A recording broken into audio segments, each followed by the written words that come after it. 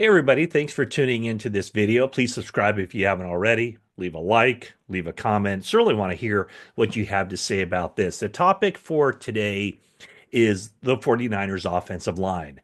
And anytime that I talk about the 49ers offensive line or the draft comes up, that example is used of the Philadelphia Eagles and how they prioritize the offensive line and the 49ers don't. So I just wanted to take a look at those two teams and how they've approached the draft or just how they've approached talent acquisition when it comes to the offensive line. And for a jumping off point, I just wanted to go to Pro Football Focus and compare, first off, just the result.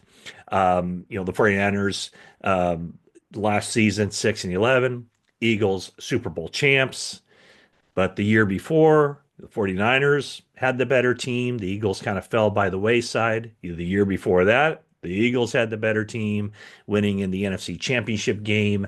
And so, it's kind of been this back and forth, the 49ers and the Eagles. But if you take a look at last year's stats, or at least the metrics that PFF uses to compare and to not necessarily compare, but to grade all performances.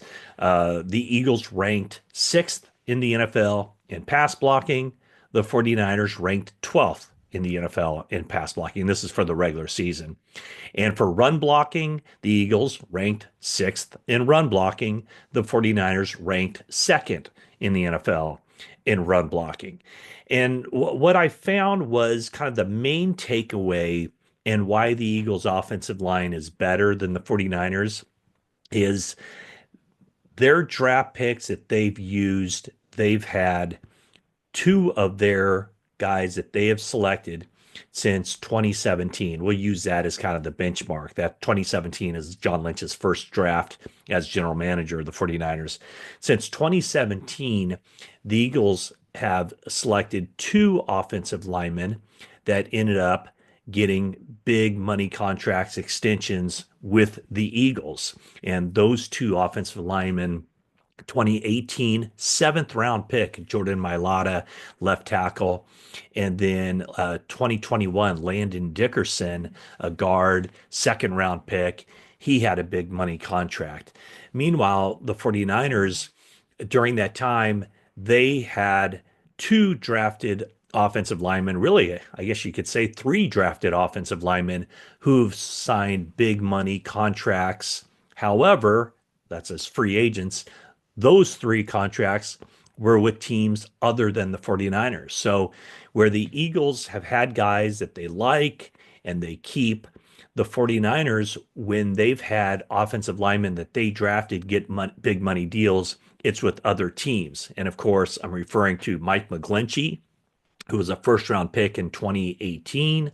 I'm referring to Aaron Banks, who was a second round pick in 2021, and Jalen Moore, who was a fifth round pick in 2021. So McGlinchey goes to the Broncos, a big money deal a couple of years ago. Aaron Banks signs a huge deal with the Packers, and now Jalen Moore signs a 2-year, $30 million contract with Kansas City. But what might kind of be surprising to you is the number of draft picks and where these teams have drafted offensive linemen. So again, let's go back to 2017. Since 2017, the 49ers have drafted 9 offensive linemen. They also traded for Trent Williams, and they signed center Weston Richburg to a big money contract. So 9 draft picks on offensive linemen. For the Eagles, they've used 10 draft picks on offensive linemen. So only one more than the 49ers during that same time period. And really the only offensive lineman that they signed was Mekhi Becton last year, signed a kind of a low money deal. I guess the 49ers also signed John Feliciano, but the Eagles had a starter in Mekhi Becton as a guard, and now he signed, that was a 1-year deal, and he has since signed elsewhere. So is it where teams are, like where the Eagles are prioritizing? Well, what's interesting is during that time, both teams have drafted one offensive lineman in the first round. For the 49ers, it was McGlinchey. For the Eagles, it was Andre Dillard. And you might be wondering, Andre Dillard, that name doesn't ring a bell. Well, he was a first round draft pick of the Eagles in 2019. He played for them for 3 years, only made one start.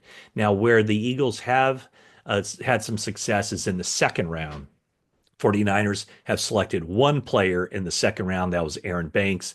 The Eagles have selected two offensive linemen in the second round, and they both teams have selected just one offensive lineman in the third round. So the Eagles kind of struck gold with Landon Dickerson in the second round in 2021. The other second rounder was Cam Jurgens. Now, he's a center, and I do know that the 49ers fan base, often anytime I mention Jake Brendel, people, throw their arms up and say that, he's the guy that needs to be replaced.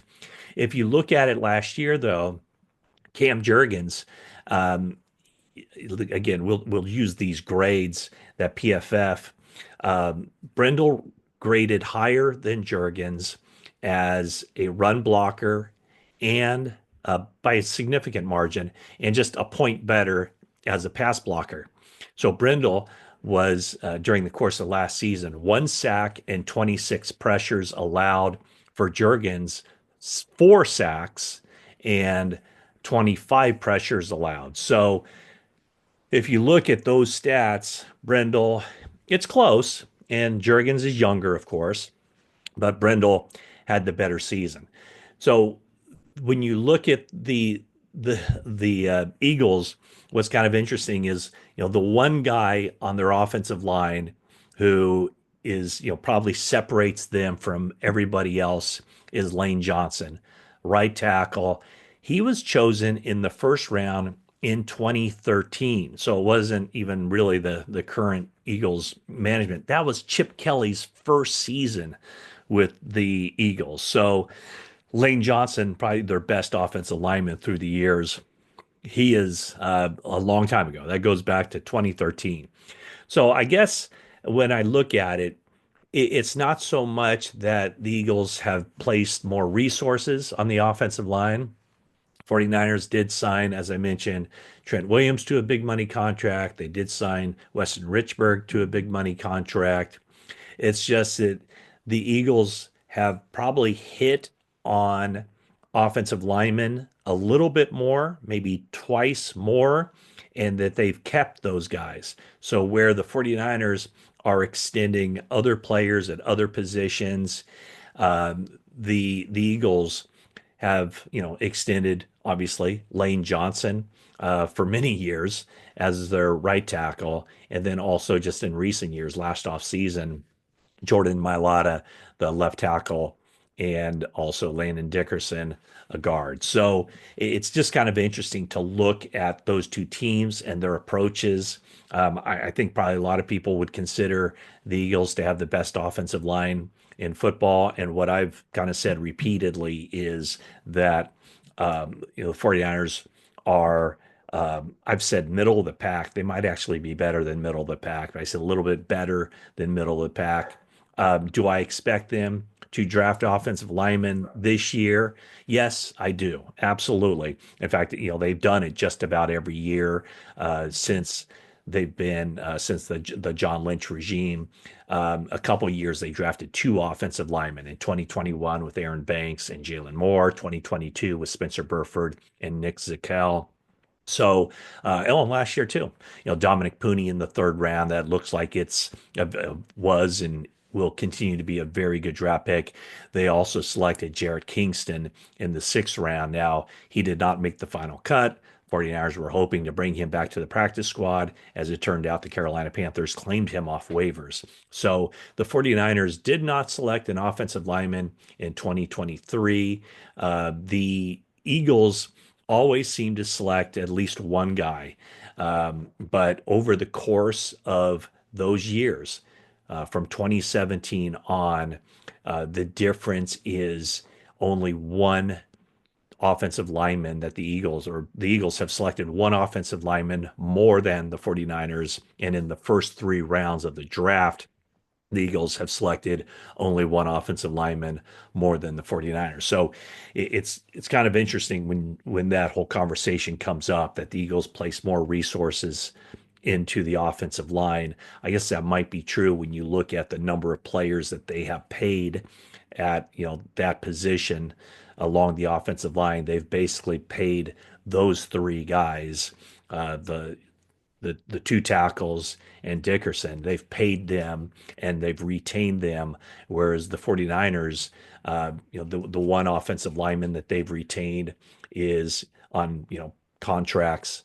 Trent Williams, I guess they did sign Brendel to an extension a couple years ago, and then also Colton McKivitz, who they've signed past his second contract. But some of those draft picks that they let get away, and to go get their big money elsewhere, McGlinchey, Banks, and Jalen Moore. So kind of an interesting look at things. Like, I guess you could say the results are different, but the way the teams have gone about it is pretty similar when it comes to the offseason acquisition and how they approach the draft at the offensive line. So I don't know. Hope you found this somewhat enlightening as the 49ers prepare for another draft. Will they take an offensive lineman at number 11 overall?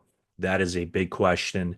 Phil Yates on the podcast talked about Kelvin Banks being somebody that he thinks could be or should be in play for the 49ers at 11, assuming, of course, that Armand Membu and Will Campbell are already off the board. But if history repeats itself for the 49ers, my guess is that they won't address the offensive linemen at that spot. That would probably be more defensive leaning, as they have a lot more holes to fill there, and then try to address the offensive line on day two, maybe later in day two into early day three, in hopes of getting an offensive lineman that isn't necessarily a starter year one, but somebody who can develop into a starter. And let's see if the 49ers can find a guy that they end up giving a second contract to. Right now, you would think that Dominic Pooney would be that guy eligible for a contract extension, not after this season, but after the 2026 season. And to me, that would be a play there where that's a guy you'd want to keep around, because that's where the 49ers need to hit on the draft, is get a guy that you have for 4 years, but also a guy that you want to extend after 3 years to make sure that he's around on a second contract and there is some continuity, some more continuity that's built on that offensive line. So that's my rundown on the state of the 49ers offensive line and how they've approached that. Hope you've enjoyed this. And well, that's it for now.